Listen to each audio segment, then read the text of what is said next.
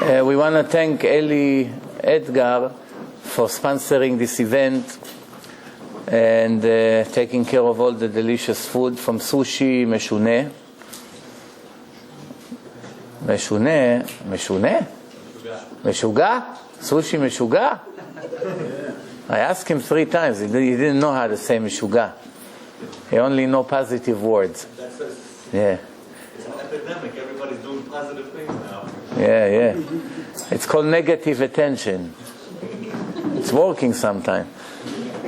So Eli and his wife is a good example for all of us how to push Torah, to sponsor events, to host events. Every Jew has an obligation.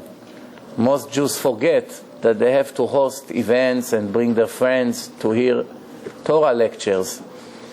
We are in Chanukah, second night already. It's a very, very sad day today. Chanukah is supposed to be a very happy Chag. 8 beautiful days. But today there's a very big tragedy happening in Israel today as we speak. They didn't finish yet. And supposedly already 70 people died, and who knows how many it's going to be in the end. So basically a large portion of the country is burning. They don't know what to do. They ask the world to come and help them to put the fire off, because the fire department in Israel is not set for such big tragedy. They don't have enough material to put the fire off. They ran out of it. They evacuate thousands of homes. The whole north is burning. Us as Jews who try to follow the Torah and always understand what Hashem wants from us, first thing come to our mind, I hope that you were clever enough to see that when Hashem punished with fire, you can see right away where it comes from. As a matter of fact, I just came back from Israel 2 days ago. I was there for a week. Before that, I was in Europe. Then I went to Israel. Me personally, I had a very successful trip there, because I spoke in different places and everywhere it was packed. And I got to a lot of new people that I never knew who I am before. And promoted my website and the CDs. So for me it was a very good, also a great Shabbaton. But one thing I paid attention to is that when I went to some of the cities in the north, my cousins were telling me that now there is a new epidemic in Israel. Jewish girls going out with Arabs, routine. But it's not Arabs like we used to imagine from 20, 30 years ago that speak with Arabic accent. This is Arabs who are born already in Israel. When they want to speak in Israeli accent, they speak in Israeli accent. They dress like Israelis, they have earrings, and they look completely like every other person. And that's what's happening. I thought to myself, maybe it's the Russian immigrants that anyway more than 80% of them are Goyim. Goyim, Russian with Arabs, Goy with Goy, it's no problem. But, sometimes you have a wishful thinking. I was hoping that that's the case, but it's not only the case. When there are sex crimes in the land, fire is coming. You should know that. All the punishments in the Torah that relates to fire relates to relation crimes. An engaged woman that cheated on her husband, she gets actually stoning. A married woman, Eshet Ish, it's burning. Eshet Ish is burning. And all the other, it's a serious thing. It's a serious problem in the Torah. All the restrictions that we read in Parashat Acharei Mot, we read it in Yom Kippur in the Mincha, all the warnings about forbidden relationship, and the punishment for that is srefa. We saw 2 weeks ago in the parasha that Tamar, she is the daughter-in-law of Judah. she was covering her face, pretending she's a prostitute. And, when finally they were told Judah that this is your kala, what did he say right away? Take her to burn her. Why not to stone her? Why not to choke her? There are 4 different kinds of execution. Burning. Why burning? Because that's the kind of sins that they deserve burning. When you see Hashem burns a place, that's the reason. Every one of us has to understand. When the parties are mixed, when guys and girls are not tzanua, not modest, these are the kind of tragedies who come to our nation. It can happen in Israel, it can happen to the community here. Prior to this huge fire, I don't know if you remember, there were 2 major fires that burned Sifrei Torah. 11 Torah were burning in Vishnitz. 11 Sifrei Torah just got burned in a whole building. And there are a few other fires in synagogues. We did not wake up. This major tragedy came. Chas v'shalom, if this will not wake us up, this should have already waken us up. If this won't wake us up, who knows what's going to be next? Tomorrow it can be a war. The whole country can go on fire. They have enough missiles in 5 minutes to burn the entire country. If you shoot 3,000 Scud missiles in Israel, what do you think is going to happen? It's going to explode gases and bombs and all kinds of places. What are we going to do next? We're going to call Greece to come and help us? Cyprus? Turkey? Who should we rely on? The nation of Israel is different than all the other nations. It's true that Hashem punished the Goyim as well. You see, hurricanes, tornadoes, earthquakes, all kinds of problems. And when he punished them, it's much, much bigger number of casualties. If there's an earthquake in Iran, so it's 70,000 people. If there's a tsunami, it's 500,000 people. By us, this is perhaps the biggest tragedy in the history of Israel since it became a state. And we are talking so far 70, we are talking in hundreds. We're not talking in thousands or tens of thousands or hundreds of thousands. But for the value of every Jew count like many, many other Goyim. In his spiritual value, even you take righteous Goyim and you put them compared to one righteous Jew, one Jew can be equal like thousands of righteous Goyim. If you put them on a scale, spiritually. Also, one religious Jew is equal like more than 1,000 secular Jews that hardly make any mitzvot, because the amount of mitzvot that he keeps in the world, he brings salvation to the Jewish nation more like 1,000 other Jews that make sins and bring tragedies. So this is what we say in Shir HaShirim, Dodi arad legano lilkot shoshanim. HaKadosh Baruch Hu goes to the garden full of thorns and he pick up the rose. Why? He take one rose instead of 1,000,000 thorns. This is the value of this is the righteous kids, the righteous people. So today we decided, before we knew what's going to take place, when we made up the lecture, we decided to speak about the Jews and the Greeks of this generation. 2,400 years ago, they were the empire of Greece. They occupied major parts of the world, and it bothers them very much that there is a tiny nation somewhere in Jerusalem, that they have a temple, and they knew that as long as these Jews are shining, their light is shining and rising, that shows about how fake we are. What's the best way to make ourselves look important? We have to destroy them. As long as they're around, it's like a bone in a throat. A person ate fish, something stuck in his throat, is choking. Why? You got to get rid of it. So, like they say in English, a pin in the neck. As long as they're around, how can we present all our idols and all our fake gods when these Jews are here for already more than 1,000 years? Remember, this is about 1,000 years after the Jews received the Torah. 1,000 years, it's plenty of time. The Torah was published all over the world. So they come to Yerushalayim to destroy Beit HaMikdash. But they are not the first ones. This is after Bavel, after Babylon. Babylon already destroyed the Beit HaMikdash of Shlomo HaMelech. Shlomo HaMelech built the first Mikdash. After 410 years, it was destroyed by the Babylonians. Now this is the second temple, which later will be destroyed by the Romans after 420 years. But in between, the Greeks come and they make all the oils impure, tameh. What's the difference between the Romans and the Babylonians to the Greeks? What's the difference?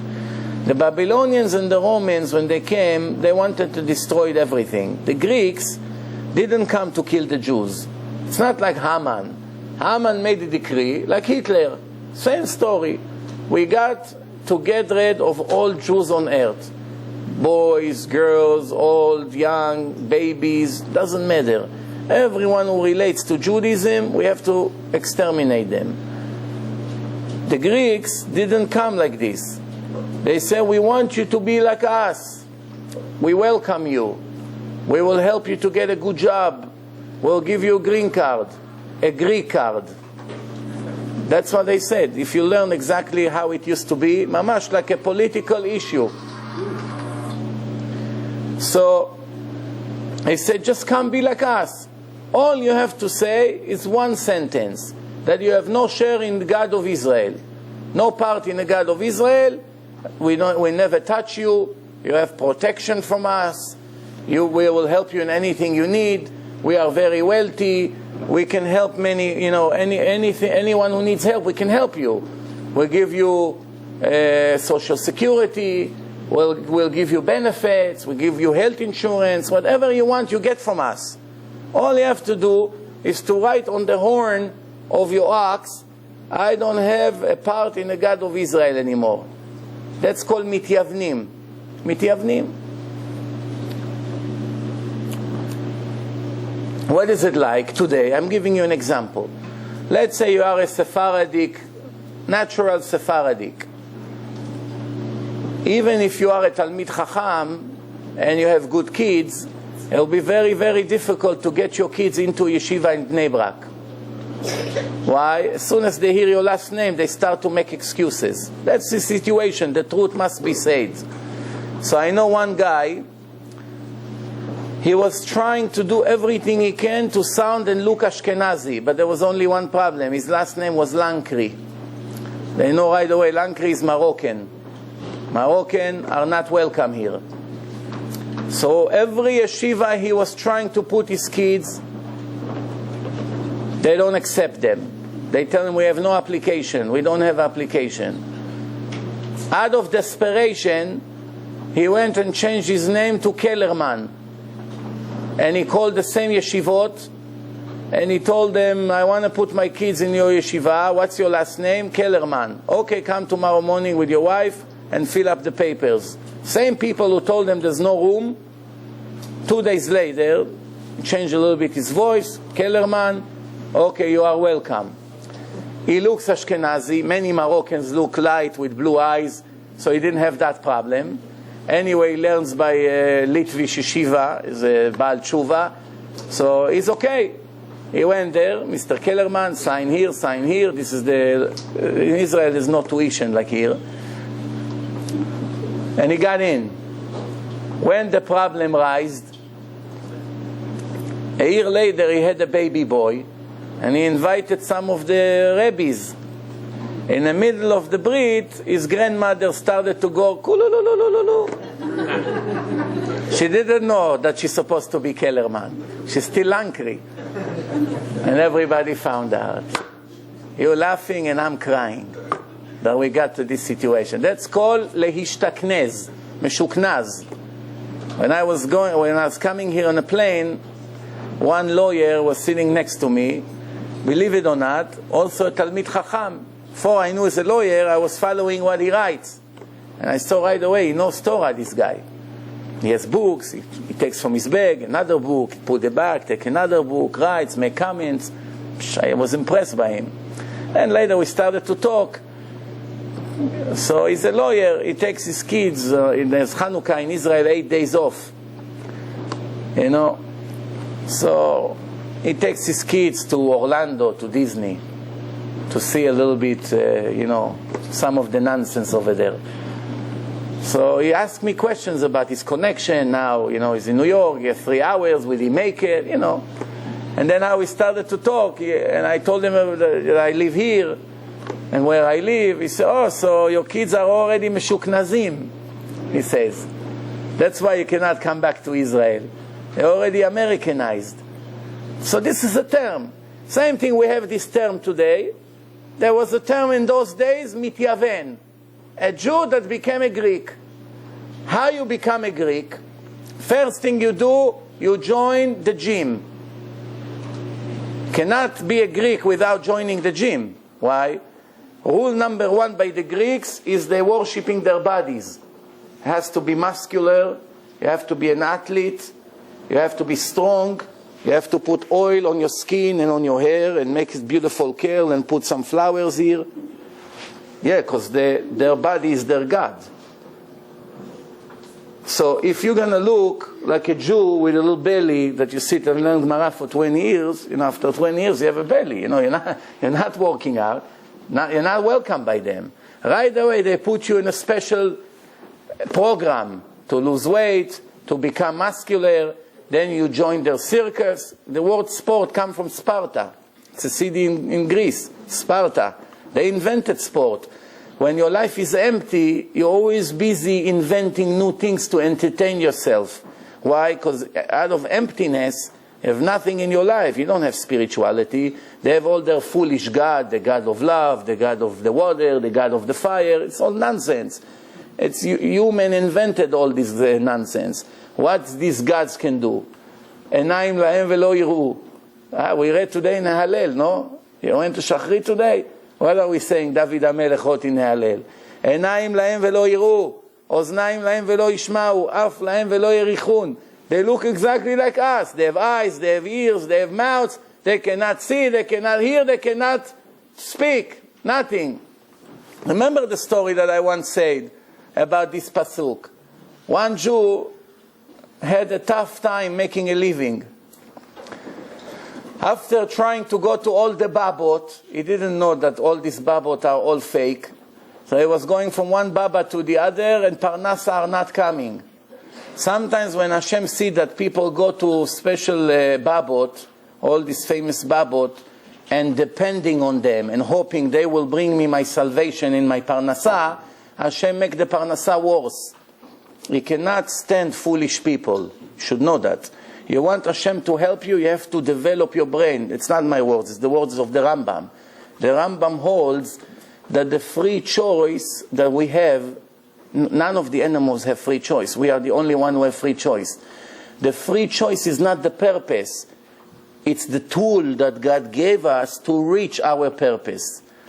Which means, since we have a free choice, we have to use it to develop and make our sechel, our intelligence, greater and greater.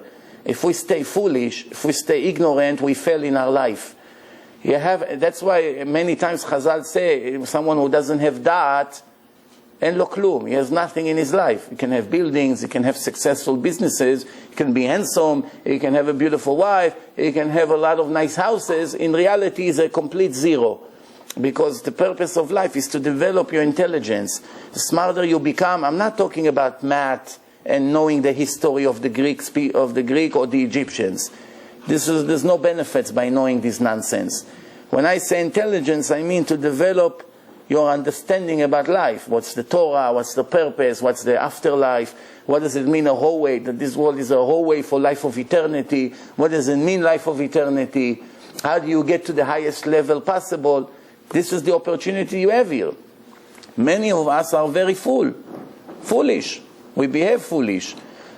We do stupid things. We hear that there is a group of people that dance on the street. Supposedly they're happy, so we right away run and admire them. Then we hear about another group that take a rabbi and made him God. so right away we take their pictures and put it in our living room. We don't understand the damage that it makes to our life, worshipping an idol, even though he has a beard and pearls. We don't understand this. We have to be very careful. In our Torah, it's very, very specific that there is one God and nothing else. Everything else is to serve the purpose. We have one Hashem. Worshipping Hashem through a middleman brings us sometimes more problems than helping us. And you should know, that many of us, since we develop so much expectation in people, Hashem let us become slaves of these people. And these people take advantage on us, take away our faith, take away our money, and in the end we crash to pieces. And then we have complaints against the religion. When we have complaints, we cannot do anything against these people. Who are we complaining against? The religion of Hashem. When the religion told us, be careful, you have to stay away from middlemen. We are not Christianity here, that you have to connect to Hashem through J.C. Penney. That's not Christianity here. And many of us behave like Christians without realizing. We may be Shomer Shabbat, we may be dressed modest, we may do a lot of kindness and give charity, but I know many Christians who just does as well. They dress modest, they believe in God, they give charity, they visit the sick in a hospital, but they believe that God has a son, and they pray to him, and that's why they have no share to the world to come, just because of that.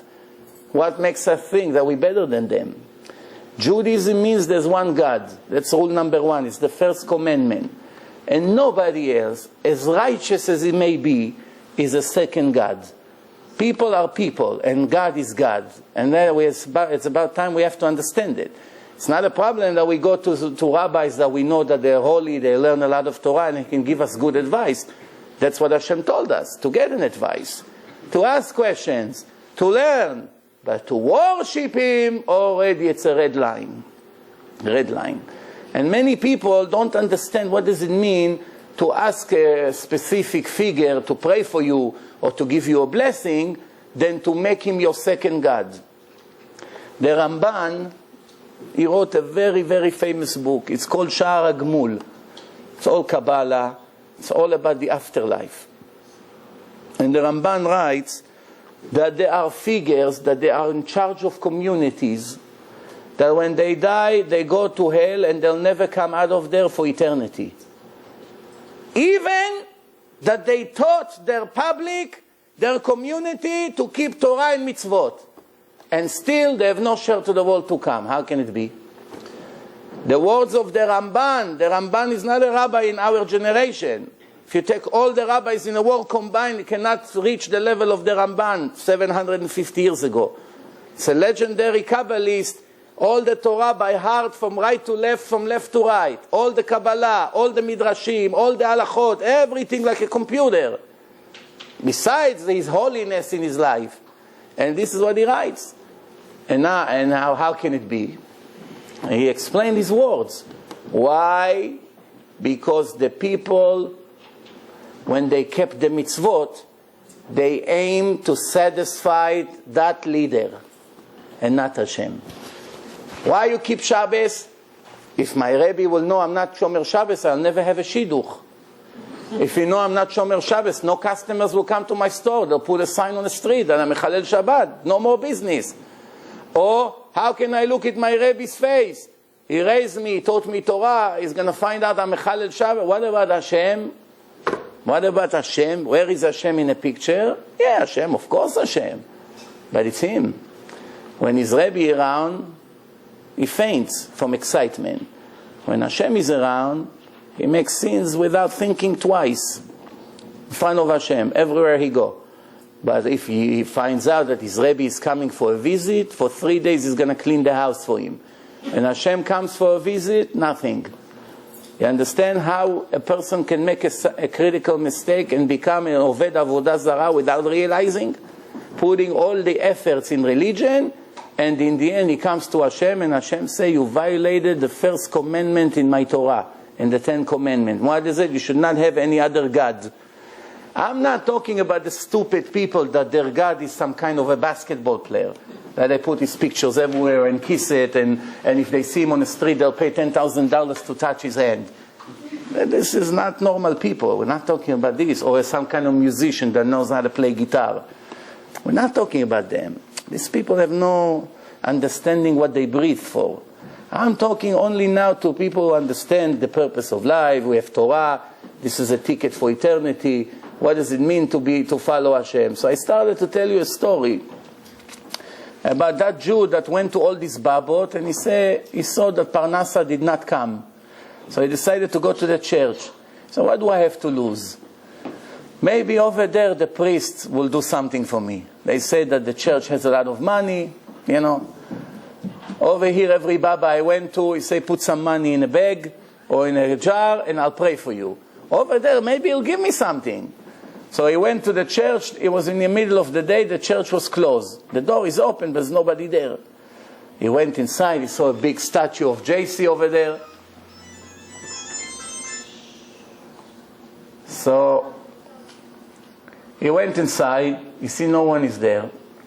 He saw a beautiful chandelier over there. 12 pieces of gold in the chandelier. Each piece is heavy.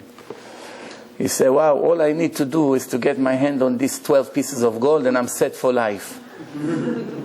How do I get there? He saw a ladder over there. Put the ladder, he climbed, he took all the 12 pieces out, he put them in a bag and left. Then the priest came. He saw the chandelier is not yellow anymore. Right away he realized what happened. He went to the king to tell him. This is the main church in town.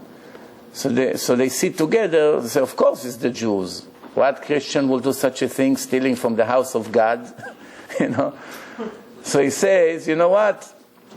Call the rabbi of the Jews, give him an ultimatum. If in 1 week he does not return back to the chandelier, all of them have to leave the country. We kick them out of here. They leave all their houses, their businesses, everything.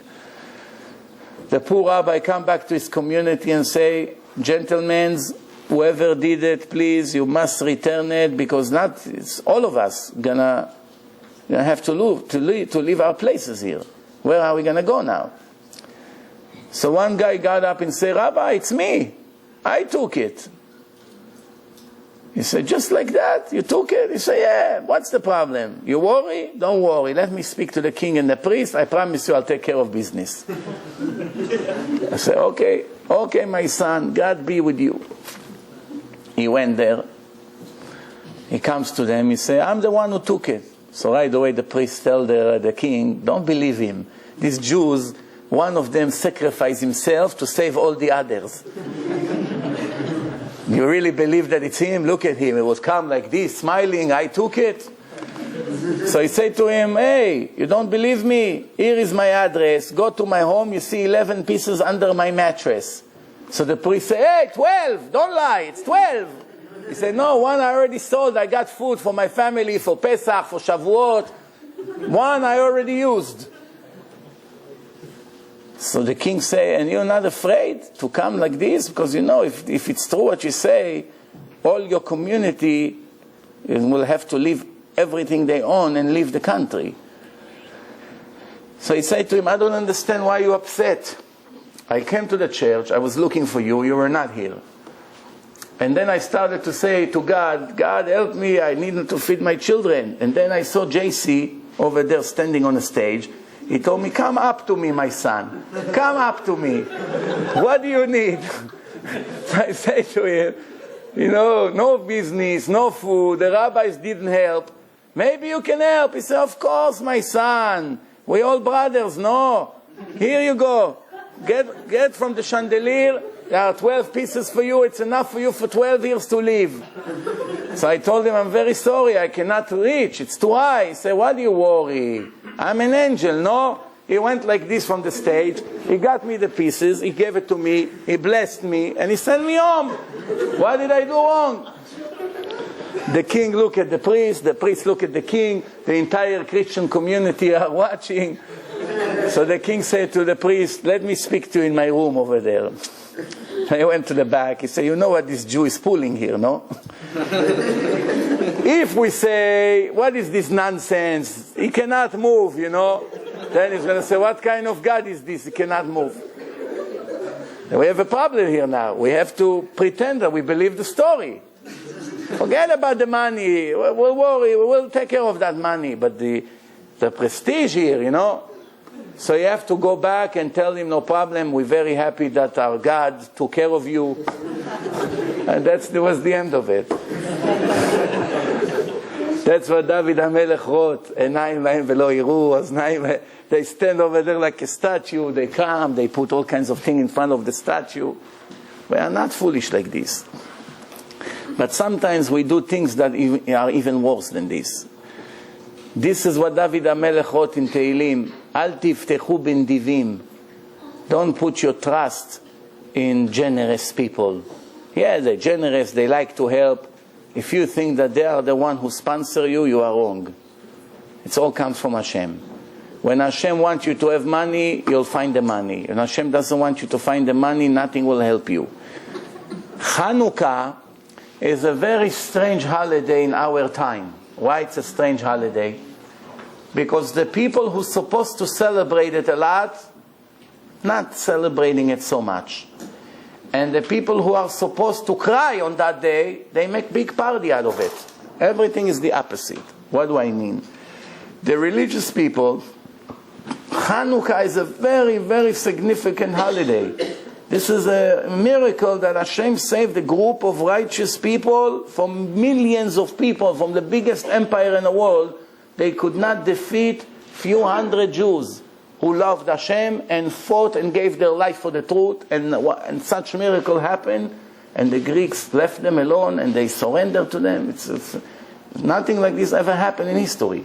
Even the 6 Days Wars, when everyone speak about it, the Israeli army defeated all 7 Arab armies with so many tanks and soldiers and this. In 6 days they defeated them so bad. In schools of war here in the United States, they send generals from all over the world to learn combats, to fly, airplanes. They don't speak about that war. Why? They say this is all miracle. We cannot teach in school based on miracles. The Goyim admit that war was a whole miracle. It doesn't happen in reality. What happened over there? But even that, it's a peanut compared to what happened in Chanukah 2,400 years ago. Peanut. So we should have make it a whole 8 days party, non-stop praying and praising and singing for Hashem non-stop. In reality, who makes a lot of parties in Israel? The Chilonim, the secular Jews. And I always ask this question, I don't understand. How is it possible that people who hardly believe in Hashem, some of them claim that they don't believe, some of them say they believe but they don't listen. One thing everybody understands, they don't keep the mitzvot. What exactly is the reason for their parties? Chanukah, it's a sign that Hashem helped the righteous, the religious, the frum, the Orthodox Jews to defeat those who went with the Greeks against the Torah.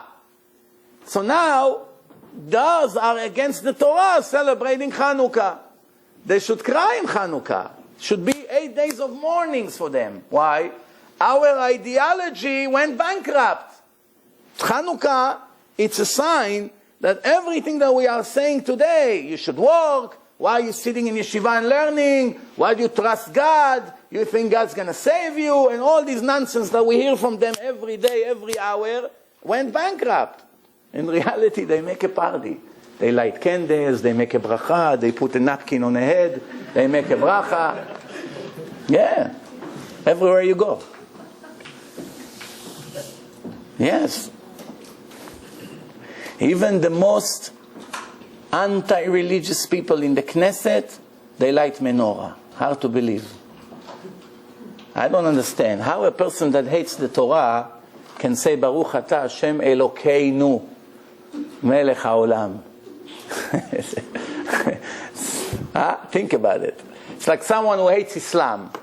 Every day speaks against Islam. All of a sudden there's some Muslim holiday. He comes to the mosque. Doesn't make sense. They stand over there in front of the car. Asher קידשנו מצוותיו יצירה להדליק נר חנוכה. קידשנו במצוותיו? Mitzvot? You believe in a mitzvot? One of them, she's not anymore in a Knesset, but she's still alive. Rabbi Yosef said that she's a Gilgul of Izebel. You know Izebel, the wife of Achav? She was a very wicked woman, a queen. So one time in the Knesset, one of the religious members of the Knesset, he was speaking on a stage there in the Knesset, and she got up and said, you know, if I was your wife, I would make you tea and put poison inside. So he told her, if I was your husband, I would drink that tea right away.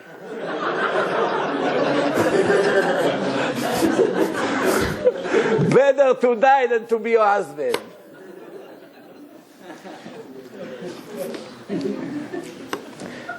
Now, let's see some of the secrets of Chanukah inside the Torah. Where does the Torah speak about Chanukah? First, we should ask, is it possible that the Torah that was given to us 900 years before the story of Chanukah, is it possible that the Torah is speaking about Chanukah? 900 years before Chanukah? Of course it's possible. 99.999% of the Torah is to the future. If you read the Torah, it's full of prophecies, full of guarantees, codes, secrets, gimatriot, so many secrets, everything for the future. Everything for the future. All the prophecies, some of them happen already and some of them will happen. It's all in the Torah way before the time. This is the only book who speaks mainly about the future, because it's the only divine book in the world. No other book is divine except the Torah. No Quran, no Christianity, no Buddhism, none of them speaks about the future. Why? People like us wrote it. Less than us. We're not that dumb. You understand? If you take a first grade kid and tell him to fake a book, he will write a better book than the Quran and the New Testament. Why? His knowledge should be enough to make less mistakes. So many mistakes over there, that's probably somebody 3 years old wrote it. With his intelligence. Such mistake, Haman and Pharaoh sat together. All kinds of nonsense. So where does the Torah speak about it? First, after the Torah speaking about the holidays, after Sukkot, what comes? Chanukah. They're speaking about Be'alotcha. Be'alot Aaron, Nerot, ala menorah. Speaking about menorah and candles. That's a hint. That's a hint. But if you count the words in the Torah from Bereshit, Bereshit bara Elokim et hashamayim ve'et haaretz, count 25 words, what do you get? The word Or. Well, how do you call Chanukah? Chag Aurim, the light, the holiday of the light. What's the 25th word of the Torah? Or. Why 25th? Chanukah, it's the 25th days of Kislev. Chanukah, Chaf Hei Bekislev. Chanu, Kaf Hei. Chanukah. That's the secret. In Tehillim, we have a very interesting verse. What does it say? Apach nishbar va'anachnu nimlatnu. Did you hear that? Apach nishbar va'anachnu nimlatnu. What does it mean, pach? Pach, it's abbreviation. It's abbreviation of Purim Chanukah. Purim Chanukah. What's special about Purim and Chanukah? What's special? These are the two holidays that were made by Rabbanan, not by the Torah. The Torah didn't say to celebrate Chanukah. The Torah didn't say to celebrate Purim. Who say it? The Chachamim. Chachamim made Chanukah and Purim based on the miracle of Purim with Haman, based on the miracle with Chanukah, with Antiochus and the Greeks and then Yehuda Maccabi and all that. What does it mean, Maccabi? Mi kamocha ba'elim Hashem. Mi mem kamocha chaf ba'elim bet Hashem yud. Today it's 5 black Americans that play basketball in Tel Aviv. I heard one of them is Greek. Black and Greek. I didn't know the Greeks that are blacks, but apparently they are. So, what's the difference between the miracle of Purim and Chanukah? Who knows? What's the difference? The difference is the dreidel How do you say Rashanim? That make Gragers? Gragers. Oh, wow, I can't believe I remember it from last year. The Gragers and the Dreidels. The Gragers and the Dreidels are telling us the difference between Purim and Chanukah. Spiritual difference. What's the difference? The decree of Purim was to destroy the bodies. Body, it's the physical world. Right? That's why what do we do in Purim? Gregers, the energy comes from the bottom. Purim, Chanukah was a decree, a spiritual decree, to destroy the Torah. The Torah comes from heaven, from Hashem. The Greeks wants to destroy the religion. Dreidel, the energy comes from the top. But it gets better. It's the same way we have a hint in the Torah about Chanukah, we have a hint about Purim. Who knows what the hint in the Torah about Purim? Where does the Torah speak about Mordechai and Esther? Now I'm going to shock you. Pay attention good. How many words we have, how many letters we have in the Megillat Esther? How many letters? Did you count once before or no? You have other things to do in your life, you say, huh? In America they say time it's money. To count the letters of the Megillah, you're talking 2 days, from morning to night. 2 days, it could be $1,000, no? Doesn't work. The whole Megillah doesn't cost $1,000. So, 12,196 letters. No, what's the significance of this number? If you count from the beginning of the Torah, from the first Aleph, Bereshit, has Aleph inside. Circle that Aleph, count 12,196 letters, what are you going to get? Samech. Count again, 12,196 letters, what are you going to get? Taf. Again, 12,196, you get Resh. Esther, Megillat Esther, Esther in skips of 12,196, which is the number of the letters in the Megillah. For sure it's not coincidence, in case you thought. It's all planned. But it gets even better. How can you speak about Esther without Mordechai? Esther and Mordechai, it's like a body without a heart. It doesn't work that much. It's a team. The Gemara asks in Masechet Chulin, page Kuf Lametet. The Gemara asks, Mordechai mina Torah minayin. Where does the Torah speak about Mordechai? What? Mordechai is 900 years after the Torah. How the Torah speaks about Mordechai? For the Chachamim, it was obvious. What's the question? The Torah, it's a divine book. It can speak about the future as much as it wants. So the question is, where is Mordechai in the Torah? The answer is, in the Torah, there is a pasuk in Shmot Lamed, Exodus 30, pasuk Chav Gimel, in Parashat Ki Tisa. What does it say? Ve'ata kach lecha besamim rosh mar dror. This is the pasuk.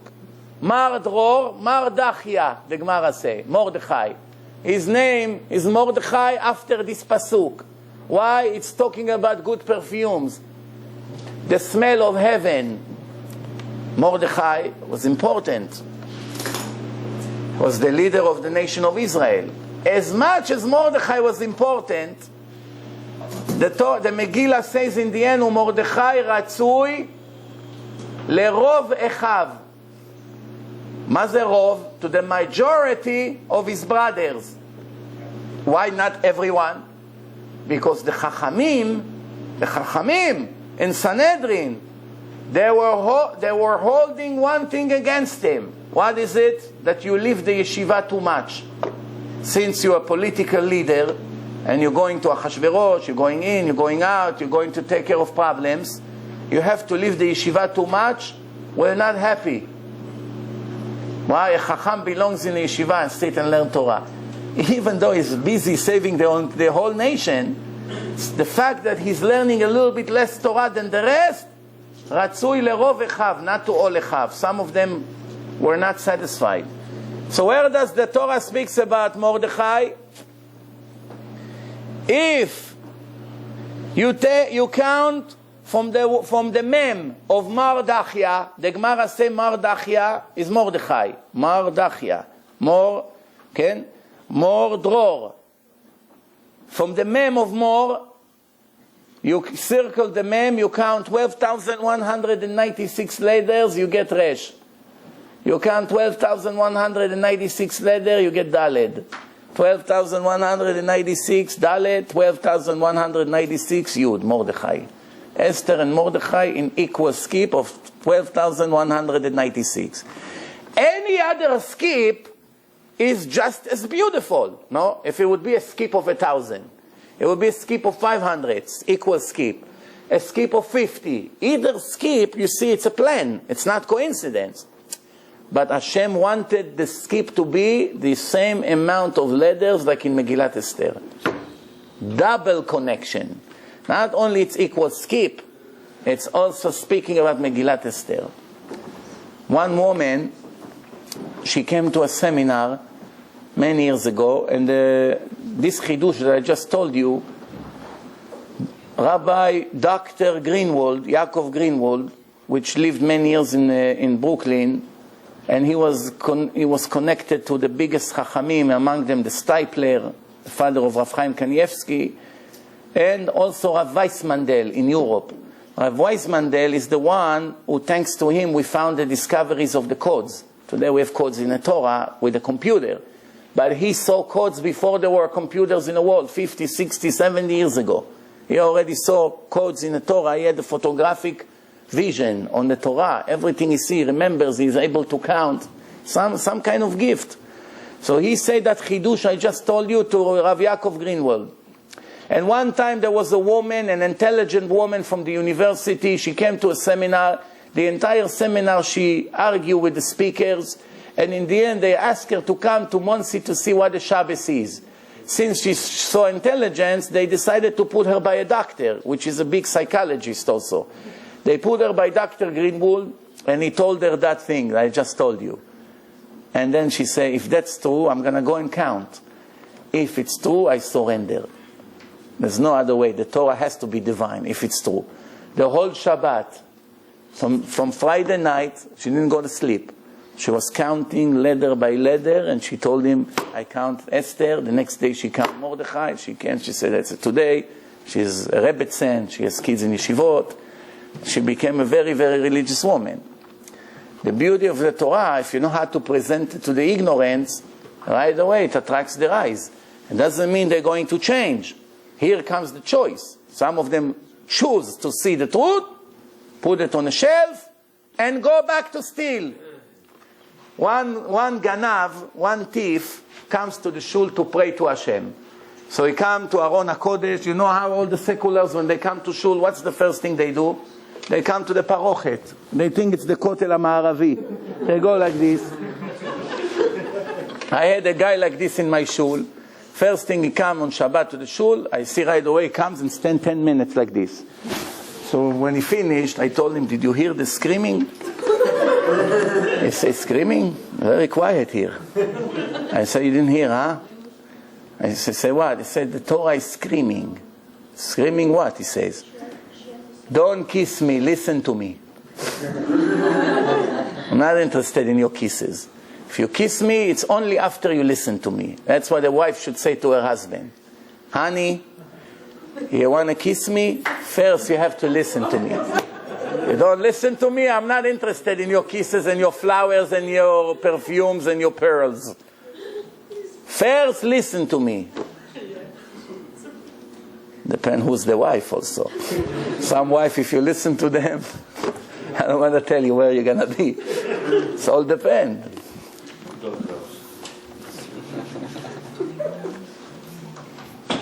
So anyway,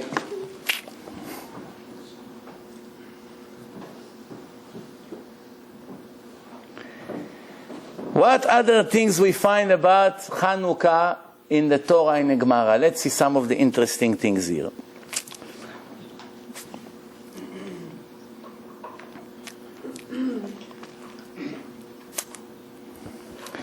When we go to get married, the custom is that the Chatan and the Kala are holding candles.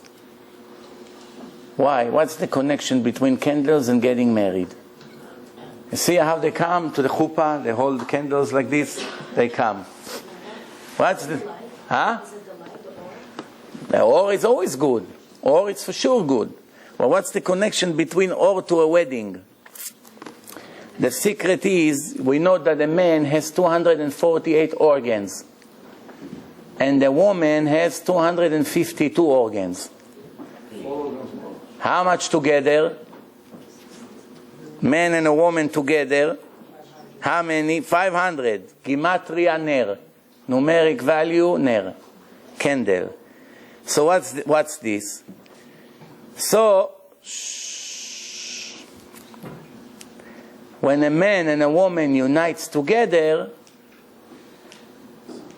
the Torah says, "V'ayu lebasar echad." They become one body, one entity, one soul. 252 and 248 together, 500. Ner. What's the significance of ner? The Torah says like this: Ner Adam nishmat chaim. Ner Adam, candle is a man. It's a living soul. Why they always compare the soul to a candle? When they pray, they light candle. When the soul die, they light candle. What's the connection? You go to Rabbi Shimon Bar Yochai, thousands of candles. You go to the shuls, the shtibos, thousands of candles. What's the connection between candles and the soul? Same thing as soul, you can cut the soul to as many pieces as you want and the soul doesn't lose its value. Hashem can take one soul and put it in 1,000 bodies. And each part of the soul needs a different correction. Part of the soul needs to be poor, so they put him in a body of a poor person.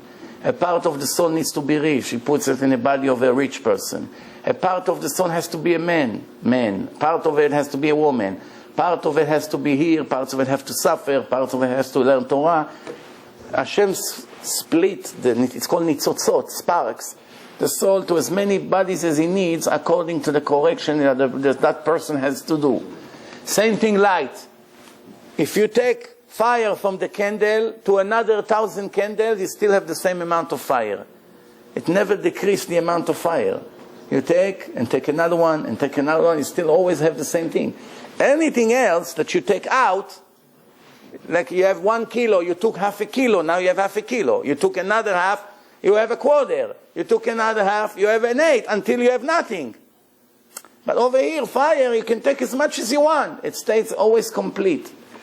I want to ask you a question. The sun, the light of the sun, is it spiritual or physical?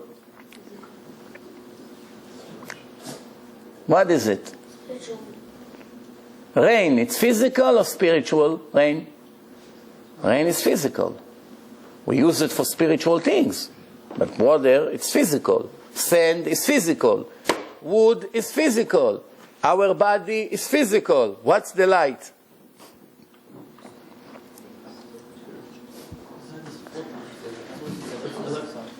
What's the speed of light? You know the speed of light? Yeah, 1,000. 300,000 kilometers per second. Yeah, that's exactly. 300,000? About miles. Oh, okay. 300. 86,000 miles. That'll make it 1,250 1,250 what? miles per hour. 186,000 miles per hour. 186,000 miles per hour. Fine. Per second. Okay. If it would be per hour, we would do very bad here. Okay, per second.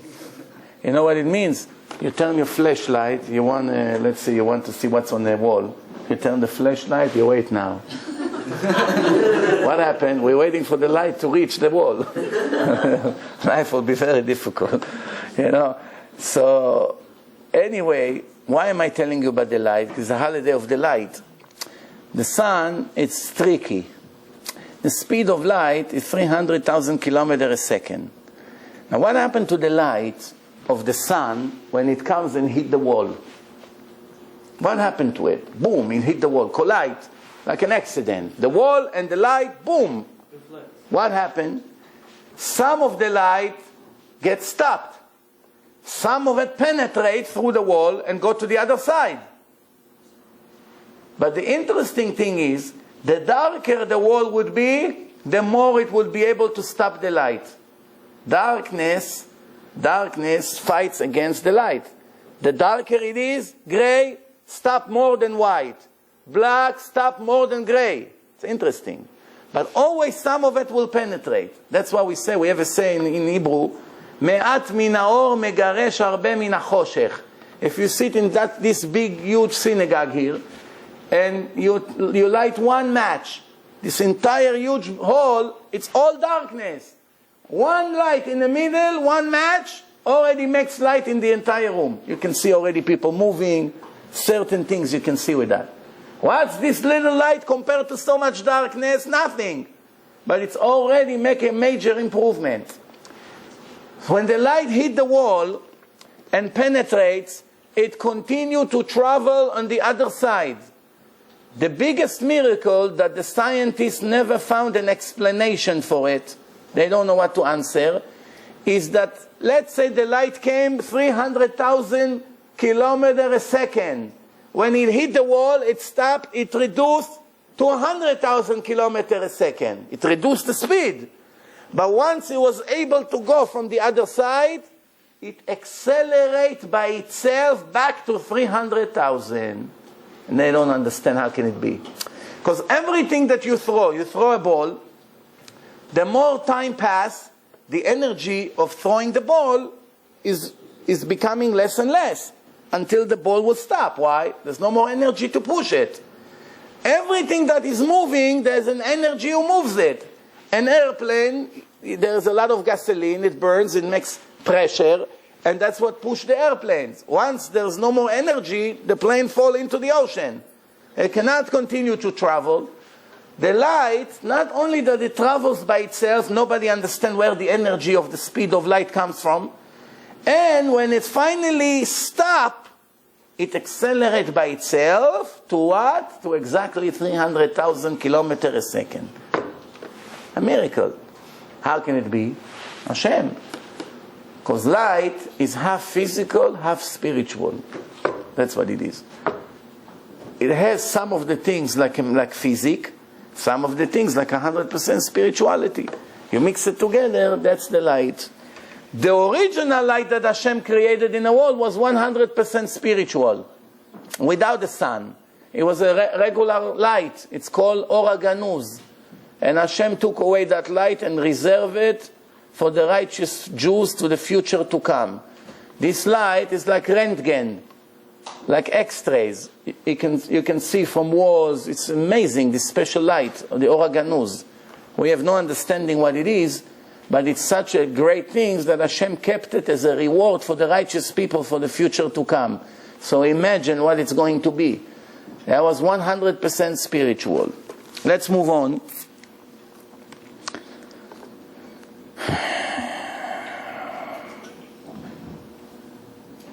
In Chanukah, when we light the candle, we light it with shemen. That's the best way. Olive oil you put, you light it. How many days? 8 days. Shemen, it's the oil. Shmone, it's 8. Shemen, shmone comes from the same root. Shemen, shmone. Also, neshama is the same words. Shmone, if you change the order, neshama. Also Mishnah. That's why when a person passed away, you read Mishnayot for him. Why not Chumash? Learn Chumash. Learn Bereshit bara Elokim. What did they say? Mishnayot. Mishnah, Neshama. Mishnah, Neshama, Shmone, Shemen, all connected. It's no coincidence. Who were the one who started the salvation of the Jews against the Greeks? Who? It was Matityahu, and his 5 sons. Who are they? Yochanan, Elazar, Shimon, Yonatan, Yehuda. When was it? 166 years before the Christian counting. It's like 2,200 years ago. Matityahu passed away in the middle, and his son Yehuda took control. What did he scream? LeHashem Elai. Who loves Hashem, join me. Believe me, he didn't have that many people who joined him. The rest prefer to be Greeks. Nobody touch my business. Nobody touch anyone. I'm free to do whatever I want. So I pretend that I'm a Greek. Later they really became Greeks.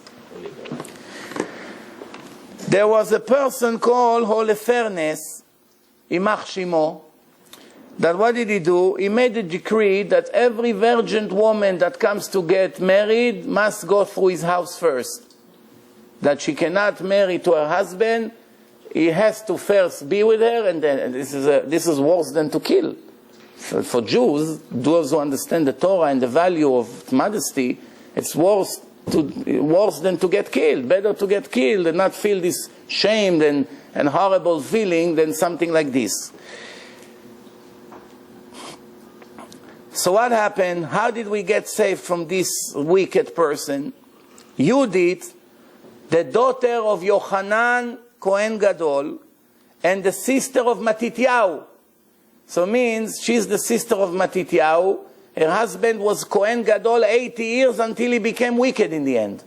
80 years he was Kohen Gadol in a second temple. 80 years. It's interesting because in a second temple you had him, you had Rabbi Ishmael ben Fabi that was a Kohen Gadol 11 years. And you had Shimon HaTzadik was Kohen Gadol 40 years. So you have 80 and 40 and 40, it's 120, and 11, 131. And then you had Rabbi Elazar ben Charsom, which is famous from the Gemara, also about 11 or 12 years. So about 140 years was 4 Kohanim in Bet HaMikdash. 5, 140. But Bet HaMikdash was 420. So 280 years that left, there was more than 300 Kohanim. Each Kohen did not last even 1 year. They all died in Yom Kippur. Why? Because when you go into Kodesh HaKodashim, it's enough you're thinking one bad thought, you fall and you die. Each year a different Kohen. Except those 5 that were righteous all their life, except this Yochanan Kohen Gadol that became wicked after 80 years. 80 years he was a Kohen Gadol. And that's why Chazal say, don't trust yourself until the last breath you take. Because even a minute before you're dead, you can lose everything. Chas v'shalom, God forbid. A person can keep mitzvot all his life, and then before he dies, he make one mistake in his will and he lost his olam haba. If he right to give his money to somebody wicked that will make sins with his money, right away it shows that all his righteousness was all fake. How can you give your money? Imagine you have a chas v'shalom, a son that hates the Torah and fight against the Torah and is a DJ in parties and makes so many people make sins, and then before you die you say, all my money go to my son Esav. You come in front of Hashem, I kept Shabbat. Hashem say yes. I learned Torah. Hashem say yes. I kissed the mezuzah. Hashem say yes. I put tefillin. Yes, yes, yes. In the end, everything, nothing is count. Why? You took your $10 million and gave it to Esav to destroy my Torah? That shows you're a faker. Cannot be you love me. You give my enemies money. You understand the point here or no? Somebody wants to open a club to make sins on Shabbat, guys, girls, cars, cigarette, drinks, making sins. And a religious guy gave him the investment. Can you call him religious after that? Huh? A guy that has a club and some kind of organization wants to make a mixed dancing party in his place, and he allows it. You can call him religious? It's all fake. His God is the money. Comes before God.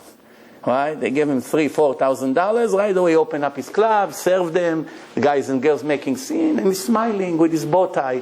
But he goes to synagogue, first one. Ashrei Yosef Betecha, he always start. When he comes to reality, I'm religious, Rabbi. Don't believe me? I donate Sefer Torah to the shul. What do you do in your catering place? Every 2-3 days, Sdom ve'Amorah, and you support it. Why? They pay nice. They pay. And they all have an answer. Rabbi, if they don't do it by me, they do it anyway. That's like the Arabs who drive the terrorists, the suicide bombers. There's always an Arab who drives them. Ahmad, Muhammad. Somebody drives them to Tel Aviv from Gaza. So when they catch him and they give him 15 years in prison, he screams to the camera, "It's not fair. I was only a driver. If it wouldn't be me, somebody else would drive him to kill." Yeah, somebody else would be a murderer. But now you are the murderer. You participate. Yeah, it's true somebody else would do it. But you're the one who did it. What are you complaining about? So Yudith, she saw that nobody is doing anything, so she decided to do something. She's the aunt of Yehuda Maccabi. She went to meet him. She pretends she's interested in him. How are you? Yeah, you know. She went on a date. They met through the Facebook. Yudith and all fairness.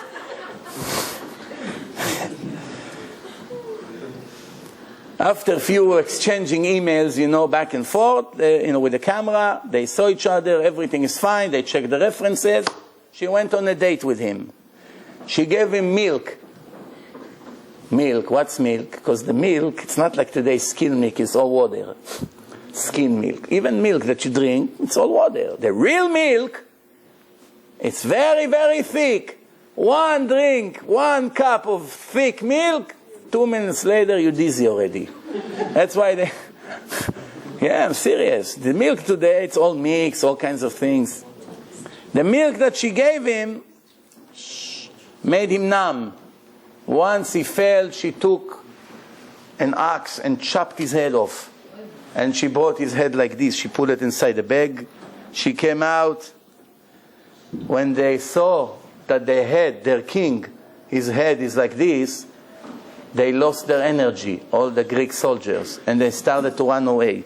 And that was the beginning of the revolution.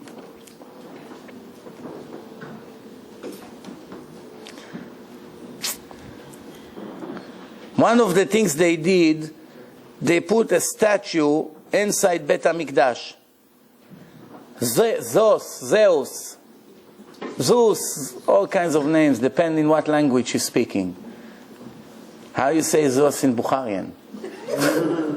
The Bukharian never heard of him. They don't have a name for him.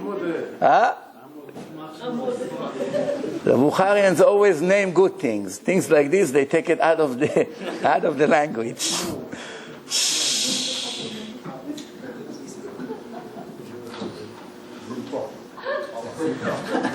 When was the success of the rebellions against the Greeks? When the official win was 165 years before the Greek counting.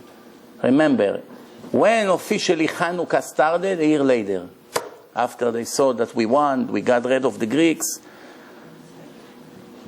Now we have a famous question. Every kid in first grade already knows about this question. What's the question? After all, when we think about the miracle was only 7 days, not 8 days. Why? When they found the oil, what was the whole idea? What was the whole idea about the oil? It's like the wine. If a goy touch the wine, you cannot put this wine on the mizbeach. Why? It's yain tameh, nesech. Yain nesech. That's why if the bottle is sealed with the ring around it, even if the goy touch it, it's no problem. All the drivers of the Kedem company, it's all goyim. They bring the boxes, they even hold the bottles in their hand.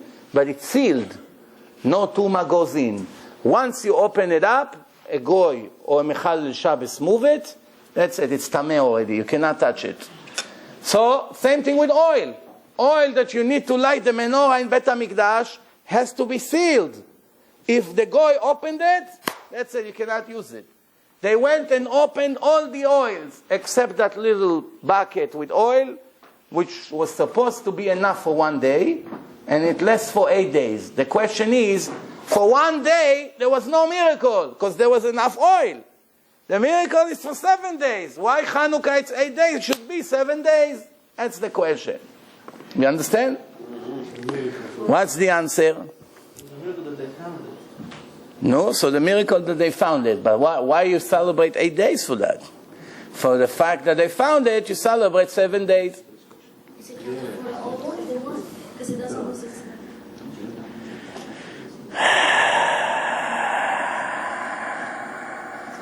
It shouldn't burn out. It's first. How many answers were published? Give me the 101st one. Because that dropped as one day. 76.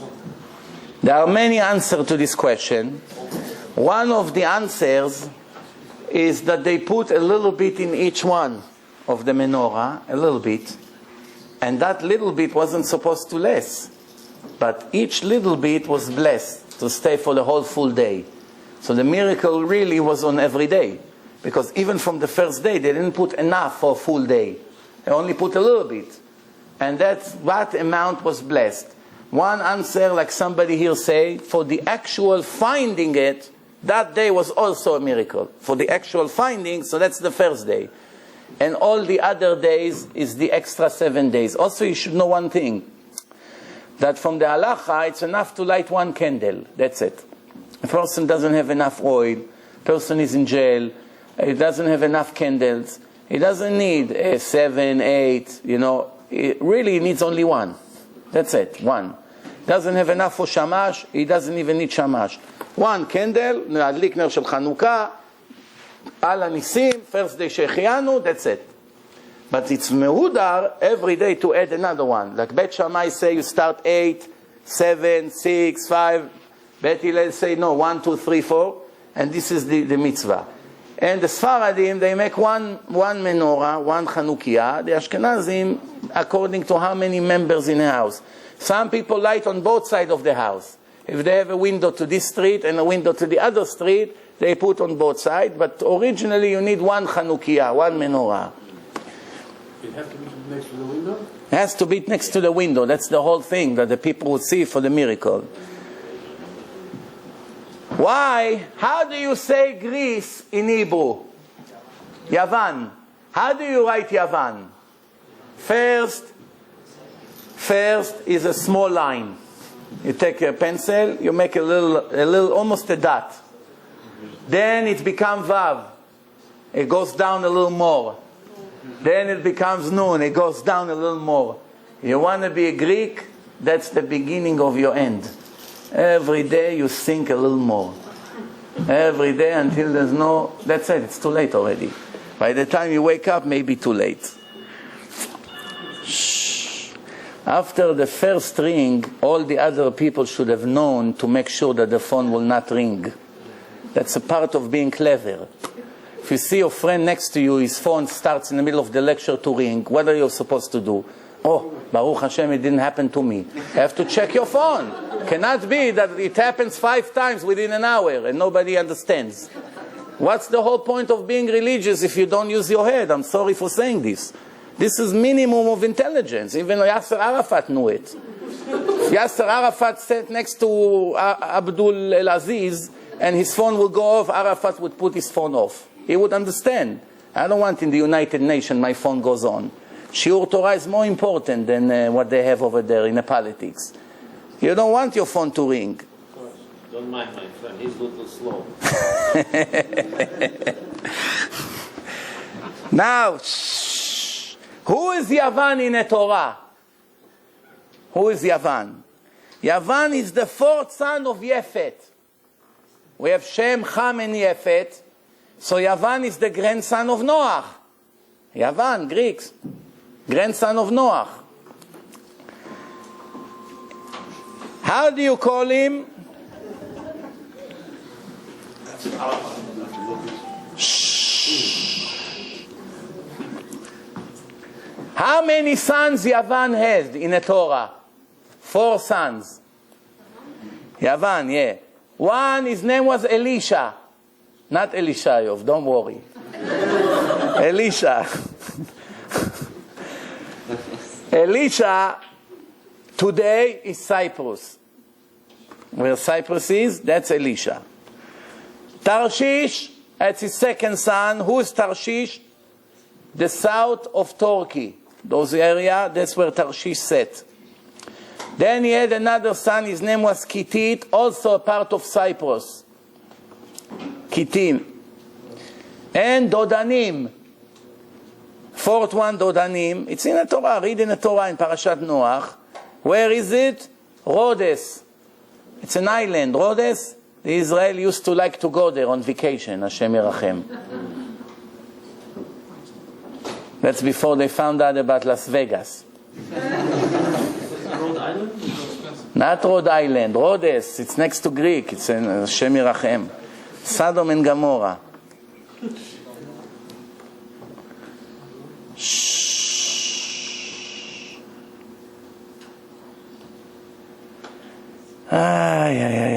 I'll tell you a story about a menorah.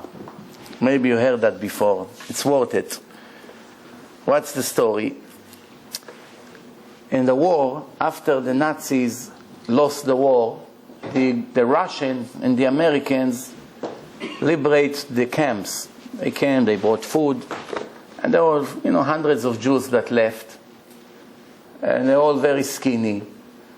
And then there was a 12-year-old boy started to run in the forest, and an American soldier, which happened to be a Jew, his name is Winiger. He used to live in Manhattan. He's a soldier now in Germany. He followed that Jew. He ran after the Jewish boy, and he saw that the boy runs. The boy is very nervous, so he started to tell to the boy in Yiddish, I'm a Jew also here, I have tzitzit, I'm religious, relax, I'm not German. So he saw that the boy got to a tree and he started to dig in the ground. He's all very excited, and he took out a big silver menorah, antique, beautiful menorah that he was hiding in the ground while he was in a camp. So the boy was crying, he got excited, so he told him, what's this? He said, this is the menorah that I have left for my parents. They killed all my family, they took away my home, now I left alone in my world. I'm 12 years old, I don't know what to do. But I have this menorah left. We have it in our family for 200 years, from generation to generation. Now this American Jew, a Jew is a Jew. One of the signs of being a Jew is being merciful. Being merciful. Also having embarrassment in your conscience. When something is wrong, you get embarrassed. If you don't get embarrassed, you're not ashamed, you have to check your roots. Maybe you don't belong to the Jewish nation. Because the Jews, there are three signs about them. Rachmanim, merciful, Baishanim, shy, and Gomle Chasadim. Run to help. Where do you need help? If you have a doubt, stand on a Palisades Parkway anytime during the day with your yarmulke on and pretend you have a flat tire. Every minute, minimum 3 cars will stop begging to help you. If you're missing something, they'll drive to any store nearby to bring the part that you need. If you have kids in a car, they'll take your kids to the house where they're supposed to be. Why? How can I drive knowing my brother is stuck on a highway? This is a sign of Gomle Chasadim. Bringing guests. Now in Israel. Israel is burning, the whole north. Right away, there's a list on the Facebook. It's called Hashem Hu HaMelech. God is the King. In Hebrew, Hashem Hu HaMelech. It's 150,000 members over there. And I had the zchut that they put my videos over there. That's why I know about this list. I checked today. They said, sadly, everyone to pray for all the casualties in the north from the fire. And right away, they opened up a line. All of us opening our houses for people from the north who have to evacuate, and they cannot afford to go to hotels now, especially now when the hotels will be packed. So they don't have where to go. We don't know who they are. My house is open. Come, stay by us, sleep by us. We manage. We don't know you. Earrings, people. You understand? Yeah. What does it mean? That's called Gomle Chasadim. You understand? So the soldier, Vinegar, saw that boy. He said, okay, you know what? I can help you by taking you with me to America. I'll adopt you. He said, what's in America? He said, don't worry, nobody will run after you. I'll put you in yeshiva, you'll learn with Jews, they speak Yiddish, everything will be fine. I raise you. So, what happened in the end? The boy has no choice, he agreed to go. He came to America holding his menorah. He puts the menorah by the window in Vinegar's apartment. And Vinegar has a friend that works for the Museum of Art in Manhattan. One day he visits in a house. As soon as he saw the menorah, he almost fainted. He said, how do you have this antique menorah? It's worth fortune. It's only 6 or 7 like this in the whole world. It's this artist who made it. He knows the whole history of this menorah right away. He said, it's not mine. It belongs to that boy. Call that boy. I want to talk to him. He called up the boy from the room. He said, I will give you now, this is more than 60 years ago, $50,000 check from the museum to buy this menorah from you. It's like millions of dollars. It's like $2-3 million today if you understand the difference on the money. The boy, now this is, by now he's after bar mitzvah. He's already 13, 14 years old. The boy says to him, no way. I don't sell it. This is my only memory from my mother lighting candle, my mother and my father, and I have to keep it. He said to him, you're going to be a rich man. Look, you're not even 14. This money will be enough for the rest of your life. You're going to do good things with this money. What do you need this menorah for? No, it's the only memory I have for my family. I don't sell it. I don't care about the money. I don't sell it.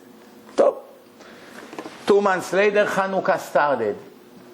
He lights first candle, second candle. He's very excited that he lights Chanukah in this Chanukah from Germany, you know. And the third day of Chanukah, when the candles are on by the window, somebody knocks on their door. Who? They open up the door, this Vinegar, you see, an older woman, you know, with Yiddish accent. She says, excuse me, sir, do you mind if I take a close look at this menorah that you have by the window? He says, Vakasha, come. She comes in, she looks at the menorah, she started to shake, she's crying, she's holding it, she can't believe. She says, how do you have this? It used to be mine in Germany. I thought the Nazis stole it. So he said, it's not mine, it belongs to that boy. He called up the boy. He comes out of the room, he looks at the woman, the boy, he gave such a shout, Mommy! He thought his mother is dead, was sure that she's dead. The mother saw her boy. I don't have to tell you what happened there. Why I'm telling you this story? One thing, it belongs to Chanukah, this story. It's Nes Chanukah for the second time. But to learn something about life. Everything in life has a price. Everything in life has a price, which means if the boy would agree to accept the $50,000 and sell the menorah, he will never see his mother for the rest of his life. When a person shows Hashem, he trusts him. I don't care about money. I trust Hashem. Why don't you give me now millions of dollars? Hashem has a problem to give it to me 2 years from now when I need it. Don't we say 3 times a day in אשרי יושבי ביתך, פותח את ידיך ומשביע לכל חי רצון, ואתה נותן להם את אוכלם בעיתו, in the right timing. That's the whole ness. Not that he's feeding us. He's feeding the bugs, the elephant, the Indians, everyone. He's feeding us also. In the best timing, just when your daughter needs to get married, a week before all the miracles begin. Just when you have to marry your son, boom, pings, photographer, this for free, this gmach, that. What's going on? A week ago I didn't know where to start. Everything is ready, include the 7th day of Sheva Brachot. Everything is done. Why? Hashem keeps the miracles for the right timing. So if the boy would take the money, he wouldn't see her. Hashem saw, even though the decree was made, the decree is sealed. Hashem decreed on that boy to lose his family for the rest of his life. But when he did such a thing, Hashem reversed his decision. He ripped the Gzar Din, and he made his mother pass on the street, and the rest is history. He got back his mother. If he would sell it, he would never know. that because he received the money and sold the memory of his family, thanks to that he lost his family for good. He got them back when he showed Hashem, you know what, my mother is more important than money. So Hashem changed his plan, he gave it back to him. We have other cases like this, that there is a decree, and with something good that we do, we can reverse it. I'll give you a few examples.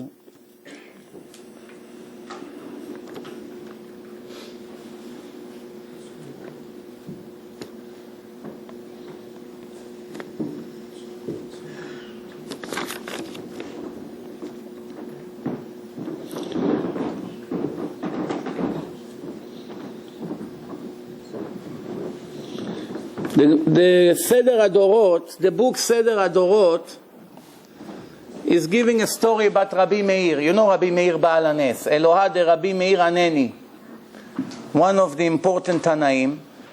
Rabbi Meir Baal Hanes, like many other Tanaim, knew the language of the animals. Rabbi Yochanan ben Zakkai, the Gemara say, knew the language of the animals. Shlomo HaMelech knew the language of the animals. Hillel HaZaken knew the language. There's many Tanaim who knew the language of the animals. The language of the angels, the language of the trees. Interesting how much the Torah has to offer. One day you see two snakes speaking between one to another. They're speaking together. One of them say, today I was ordered by Hashem to go and kill this person. What's his name? His name is Yehuda. Not Yehuda Maccabi. Yehuda Antoti. That's his name. I don't know where he got his name from, but that's his name. Why I have to kill him? Because he's stingy. Hashem doesn't like him. He's stingy. He doesn't give tzedakah. His time has come today. Rabbi Meir heard that. Right away found out where this Yehuda live. He ran to his house. Open, yes. I need money. Help me out. If he tells him, if you don't give me money, you're going to die, of course he'll give. Doesn't want to tell him.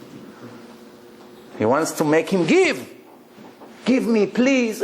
He put the whole show for him. In the end, he gave 15 cents. He said, no, not enough. Give something good. Rabbi, business is bad.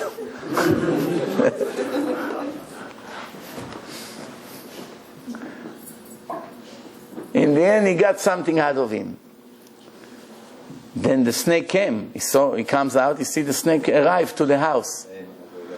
Rabbi Meir said to the snake, I don't know in what language he told him, Russian, Persian, Bukharian, I don't know what snake was that. It was a Nachash Arsi, that's for sure. So, he told him, you have no permission to touch him. So he said to him, Hashem sent me. What do you mean no permission? It's a decree from heaven. He said, no, he gave tzedakah. The decree was based on him not giving tzedakah. Look how much money he gave. You cannot touch him. The snake went and killed himself. Before he killed himself, the snake said, what kind of world is this? That there is a decree from the court of heaven and somebody down here has the power to cancel it. והתחתונים באים ומבטלים את הגזרה. This is a mashal, an analogy. You see the decree sealed. A person gives tzedakah, everything can be reversed. That's one of the only things, by the way, that can change a sealed verdict. If there's a verdict against a person, lo aleinu, that in that day he's going to die, a minute before he did a big act of tzedakah, everything can turn around. A second before. Second after, it's too late already. Second before, it's still possible.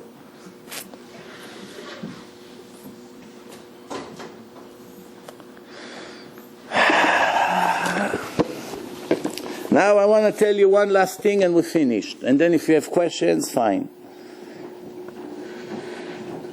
The three sons of Noah, Shem, Ham, and Yefet, we came from Shem.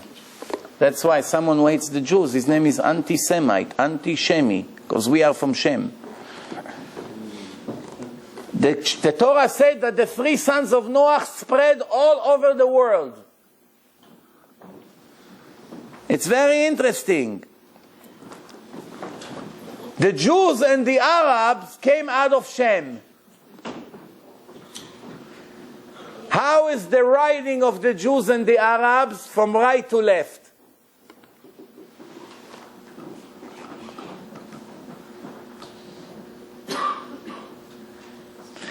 The children of Yefet, in English Jeff, Yefet means Yossi, beauty, went to the area of Europe. United States came out of Europe also. So this is all descendants of Yefet. How their language is from left to right. In Europe and over here, it's from left to right. The descendants of, so remember, Shem from right to left. Yefet from left to right. And the children of Ham, that most of them went to China, their writing are from up to down. Each one of the sons of Noah has a different thing unique about his writing. From right to left, from left to right, from up to down. The more you learn, the more impressed you are from the beauty of the Torah. There's a lot more to say, but I don't want to keep you here all night. If you have any questions before we finish, about Chanukah, about different things, any questions? Again, yeah? We have an halacha that if you go to someone else's house, in order to, or you to be outside on his mitzvah, you have to give him a quarter. You give him a quarter to participate in the cost of the oil. Now, does everybody in the family give the owner, the balabait, a quarter, or just everyone in the family? You mean his children? Yeah. No, his children. No, his children are yotze with the father's mitzvah. But if they go to somebody else, stranger, or even it can be an uncle or anybody, but not the father of the house, then he has to give him something, can be anything, 10 cents, quarter, whatever it is, to participate in the cost of the candles. And that quarter is only for one candle or for? It's for all the candles, as many candles as it is. So now when he goes home and this balabait is lighting the candles, would it have would it help him with his mitzvah as well, or? No, if you participate somewhere else, you stay there half an hour, then you can go, you don't have to stay there. Now I'm home, if I still have ownership in a piece of his oil, I gave him that quarter. Yeah, but he already lit that oil. Right. Yeah. He have a part of the mitzvah, but the mitzvah is over. After half an hour, the oil was burned. And the next day? The next day you have to give again. Again? Yeah. Unless if you make a condition that you give him for all 8 days that are coming. You give him $2. He said, this is for the oil for the entire week. So even if I go home and yeah, but you have to be by him and hear him saying the bracha. You have to answer amen and stay next to the candle for at least half an hour. That's the mitzvah. Yes. Excuse me? Some of his children went to Africa, yes. But Ham had 4 sons. One was Mitzrayim, one was Put, one was Canaan, and one was Cush. Cush is Africa. Mitzrayim is Egypt, where we're next to Israel already. I don't know, it's Asia, I don't know what you call it. But many of them went to China, to the area of China, to the east, yes. There's a question. Yes. You said before that with the question with the 7 candles and the nest, you said there's a lot of answers. Can you tell me all of them? To say all of them? There's a few of them. I say 2 answers of them. 2 answers I said already, but there's many. I have to go review what all the poskim say, but there's many different answers to this question. One of them, you remember what I said? You remember the 2 that I answered? Yeah, the one that you all count as holy. Yeah, that they put a little bit in everything, and everyone was blessed to stay longer than what's supposed to. One was that the first day they're finding the oil, and then the rest. One other reason is that it took 8 days to make new oil. Took 8 days. 8 days. Why it was whole 8 days? Because that's the period of time that it takes to make oil.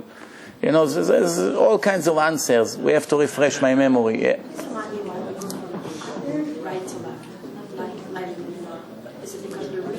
Well, we're only putting from right to left, but we're lighting from left to right. We're making the order from right to left, but we're lighting from left to right. Question. Because we always light from left to the right side, to the positive. We go to the positive side, because right is mercy and left is judgment. And why are we adding an extra candle every day? Because we have to light the candle that we added. This is the new candle. So on the first day we put one on the right side, because we want to start with the right side. Now we put another candle also on the right side, but we start from the left, because this is the new candle. We have to start from the extra candle, and then we go to the other one, because the other one is not so important. Question, Rabbi. Yes. What year did we discover fire? Adam, as soon as he was born, as soon as he was created on Friday, the next day, Shabbat evening, Motzei Shabbat, he discovered fire. That's why we do Avdalah, Borei Meorei Ha'esh. So 25 and a half hours after Adam was created, he already had fires. Excuse me. Yeah. So that situation with the stick and the cotton is baloney. No, he took 2 stones, and Hashem gave him the wisdom to make sparks and to make fire, and from then he didn't need anymore to shut the fire, because he was taking from one fire to another. Once you have a bucket full of fire, you take from here, you make another one, and another one. And whenever it's running out, you add oil and you take from here to here. Because fire, remember, fire was also light. There's no other way. You have to... Then the pirates came, they invented the magic. Yeah. I know usually like during Passover, if somebody does Passover, there's like Pesach Sheni. Yes.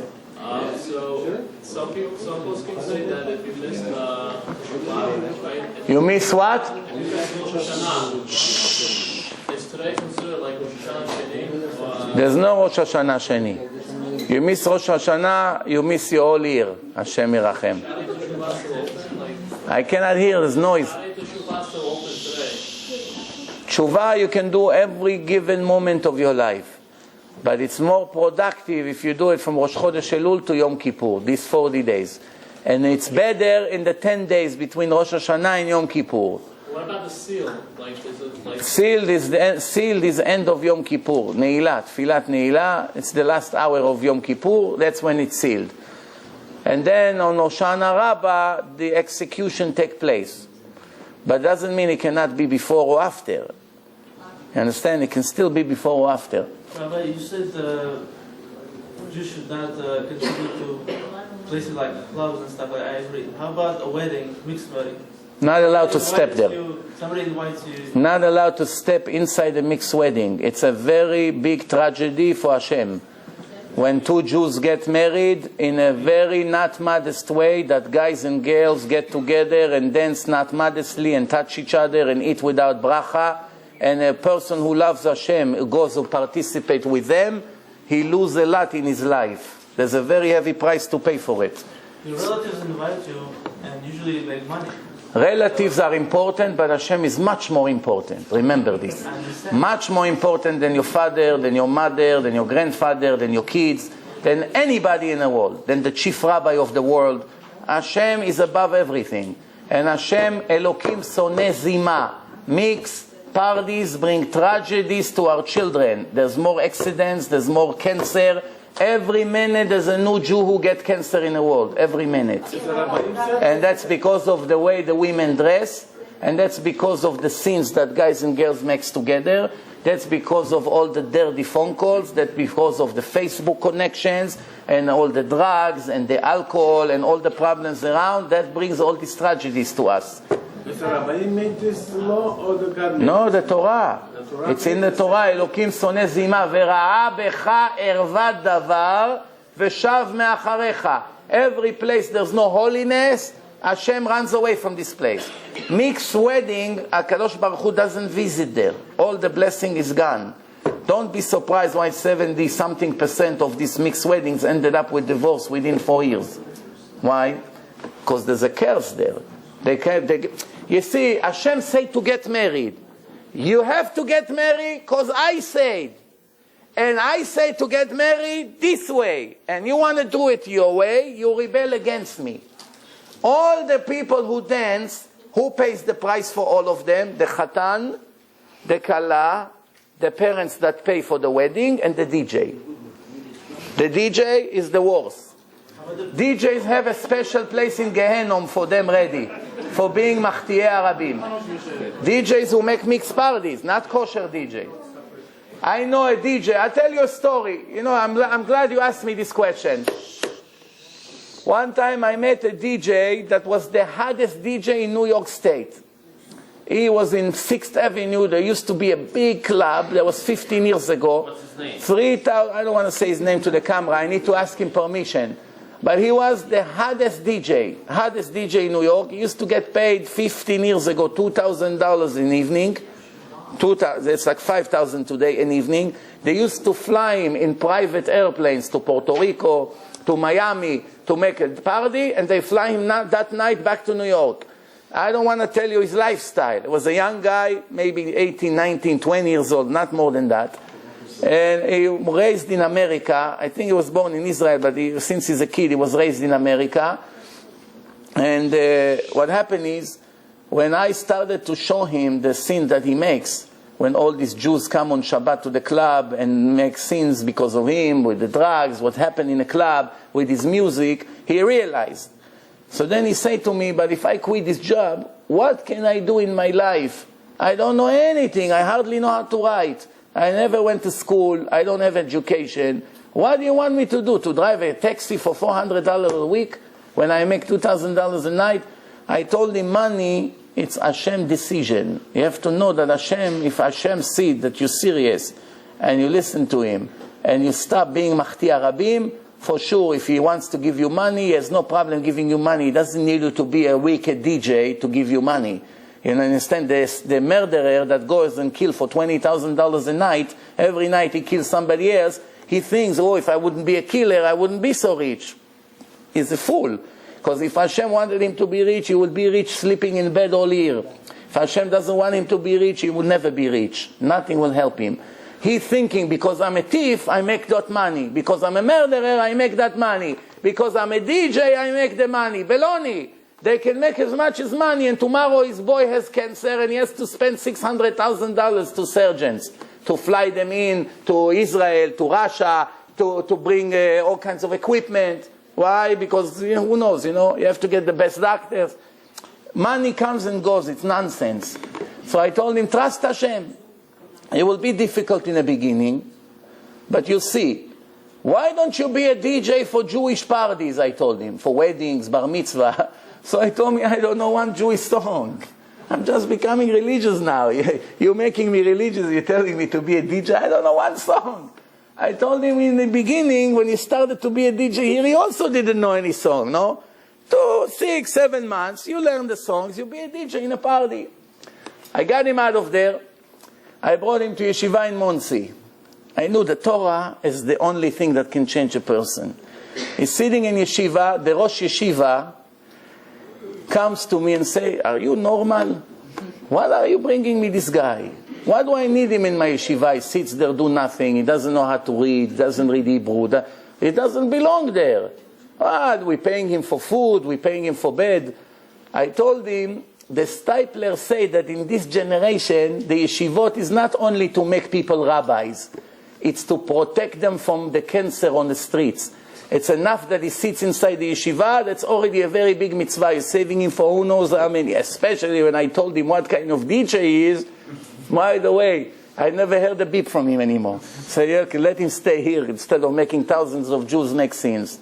So he stays in the yeshiva for a few months. Poor guy, he cannot learn anything. Reads a little bit Tehillim. In the end, one day he left the yeshiva and he went to be a taxi driver. $400 a week. That's all he knows. He knows how to drive. 2 or 3 years later, I already went to a different yeshiva, maybe 5 years later. One day I come to a wedding. I usually never go to wedding, maybe once or twice a year. I don't have time, I'm busy in the evenings. I go to a wedding in Monsey. I see who is the DJ. Well, I come to the guy, the Khatan. How much you paid him for the night? $1,200 a night. Well, almost like he used to make. But now, not only it's kosher, every second is a mitzvah. He still makes it. Drive a nice fancy car. Thinks it's fine. He's not a taxi driver anymore. The idea is a person must trust Hashem, that Hashem told us to do A, B, C, D, and that's what we have to do. Doesn't matter what happened in the meantime. I lost money, I'm not as happy as I was. Some people say, yeah, but when I became religious, I'm not as happy as I used to be. You used to live in imagination. People who take drugs also think they're happy. And what's their end? Forget about these hallucinations and imaginations. It makes me happy, it makes me upset. This is not important. There is a boss to the creation, and he made us, and he gave us Torah, and this is what we have to do. Finished. Doesn't matter, we make, we lose, we get married, we don't get married, we have children. All these things is not important. There's only one thing important. This is what Hashem told me to do, and this is what I must do. And if I fail, I have to try again, and I have to regret that I failed, and I have to try better and harder until I'm going to be a tzaddik. And the rest is all baloney. We don't care now. It's not important. But I'm single. Hashem didn't want you to be married. Why? Ask him when you go there. Right now you have to listen to him. If I get married, I promise you I'll be a tzaddik. You want, Rabbi? If I was smart like this guy, also I would go to yeshiva. But look at my head. It's worse than this wood. I cannot learn. Baloney. I knew a guy like this. 3 years he sits in a shiur, doesn't understand one word. Everyone who comes to the yeshiva after 2-3 weeks become better than him. Everyone who he wants to learn with, run away from him. Oh, I'm going to sit with this guy, I waste my whole month. In the end, one day his brain opened up and became the star of the yeshiva. All these 3 years, explosion. You never know. Kids that used to be not so smart, when they get older, they're serious, they're consistent in the Torah, they become big rabbis. Bright, shining, sharp brains used to be killers in yeshiva. You see them, they become chilonim. 25, 30 years old, cigarettes, earring, goya, goes to a club. Used to be the star of the yeshiva. You never know. The kids that you think, look, they don't learn anything. Like this Yankale from the story. You heard that story or no? No, tell us. You're not listening to my website? What's happening here? Okay, we'll finish with that story. One guy gets a phone call that his son Yankale is making problem in school. So he said to the Rabbi, no, so what can I do? He said, your son cannot come anymore to learn in our yeshiva. Either you find him a different place, or if you want him to come learn here, you have to buy him a pill. What is the pill? Ritalin. It would numb him in a class, he would sleep very well, and everybody else will be able to learn. So the guy said to the Rabbi, hey, but it's very expensive. It's not covered by the health insurance in Israel. He said, it's your problem, not mine. You make sure you get the money one way or the other. Because without it, he doesn't come to school. Who's going to give him the medicine, he said? My wife and I leave at 6:30 in the morning. He only wake up at 7. He said, that's no problem. You give me the medicine. When he come to class, I'll give it to him. So the father said, what do you mean? Everyone will see that you give him the pill? You want to ruin our reputation? He said, no, I'm not a fool. I'm going to send him to make me coffee after davening, shachrit in the morning. And I'll tell him, I'll put the medicine in the closet. And I'll tell him every day, you take one. Okay, the father bought it, he gave it to the Rabbi. That's the end of the story. Then, a week later, no more phone calls. The Rabbi didn't call this week. Yankele house school, pretty good. Next week, no phone calls. Like this, 2 months. After 2 months, the father decided that it's too good to believe. Cannot be my son, 2 months, did not make problem. Cannot be. So he comes to his son, he said, tell me the truth. Did he kick you out of school?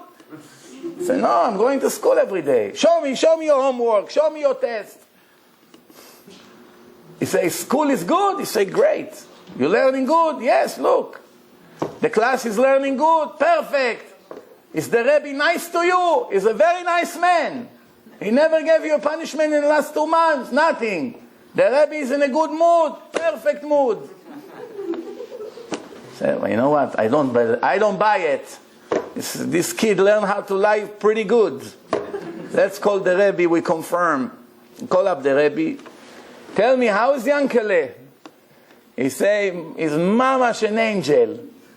Told you, you buy him this medicine, everyone is happy. He's happy, he's learning, the class is learning, no more jokes. I'm happy, everyone is happy. He say, Yankele, you taking the pill every day? He said, what do you mean taking the pill? Every day I make him coffee and I put one in his coffee.